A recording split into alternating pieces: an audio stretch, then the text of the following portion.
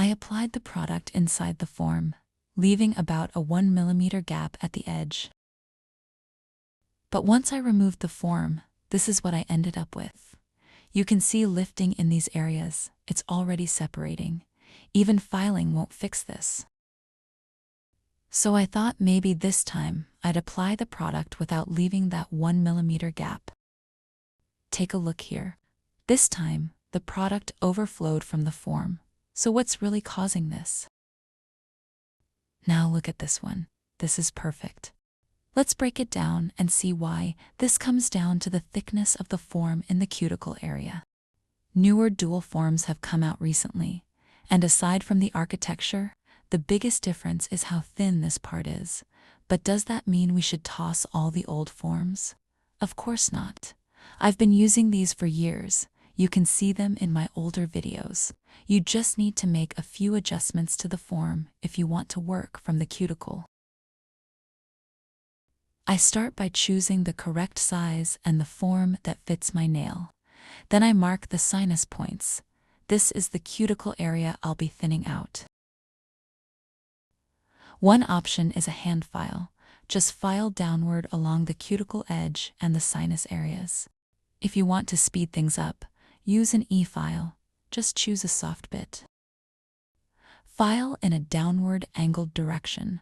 Move in one direction only, not back and forth. Don't apply too much pressure. If you thin it out too much, it can tear.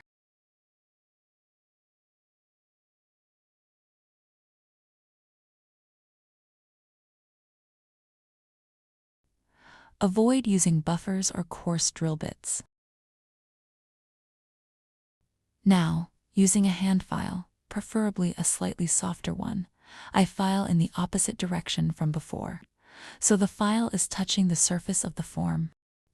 If I keep filing in the same direction, those plastic shavings won't separate from the form.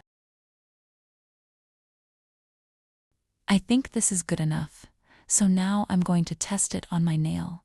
As you can see, the form fits easily under the cuticle. So I'm killing two birds with one stone. I'll apply the product and do the application at the same time. And I'm also recreating this trendy design you've probably seen lately, my way. For this step, I'm using 2 silicone French molds. I set one of them inside the form at an angle like this. You don't need base gel or a clip to hold it. We're not working with them for very long. Then I place the other one diagonally across from it. You can place them however you like. This is just my preference.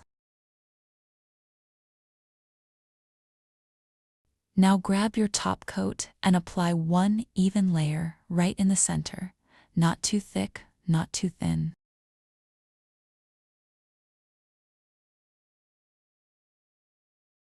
Cure it for 30 seconds.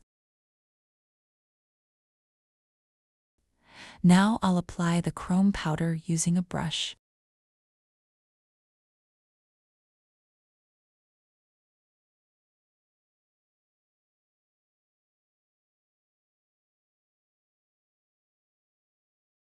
Remove the silicone pieces.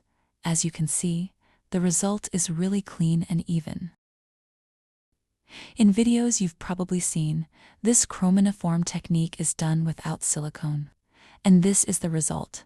No matter how much you try to clean up the excess chrome, it still shows, and the design just doesn't look as clean or polished.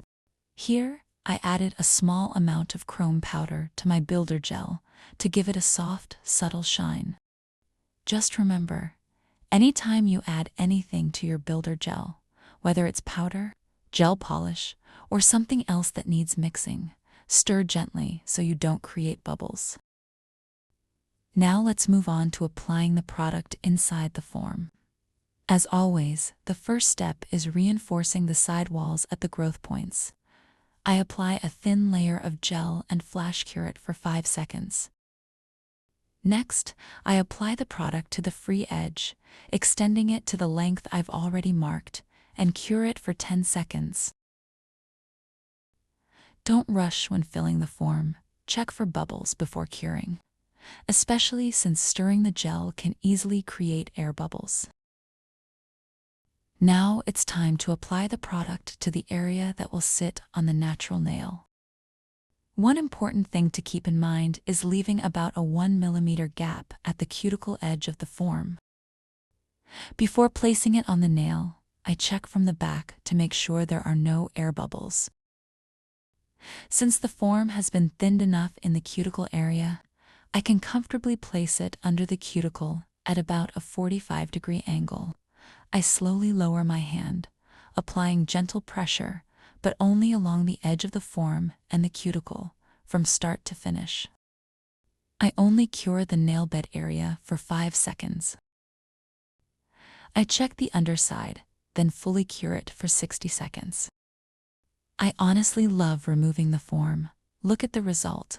The side walls are nicely covered, and the cuticle and sinus areas are clean. No flooding, no lifting. Make sure to clean underneath and on top with cleanser or alcohol, even under the cuticle, so the sticky gel doesn't cling to your drill bit. Using a soft hand file and very light pressure, I refine the sidewalls. To achieve an almond shape, just place your hand file under the free edge at a gentle angle.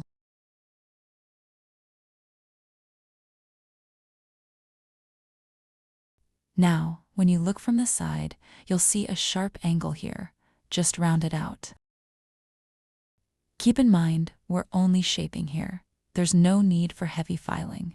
So don't create extra work for yourself. For example, when refining the sidewalls, be careful not to damage the growth points. Even if the underside looks very clean, always go over it lightly to make it smooth and even. The underside is just as important as the top. Also check the cuticle sidewalls and the sinus areas, if needed. Lightly go around them with a manicure bit or a very fine bit suitable for this step. Always buff before applying top coat, since the surface is very smooth. This helps the top coat go on clean and even. You don't even need to buff all the way up to the cuticle.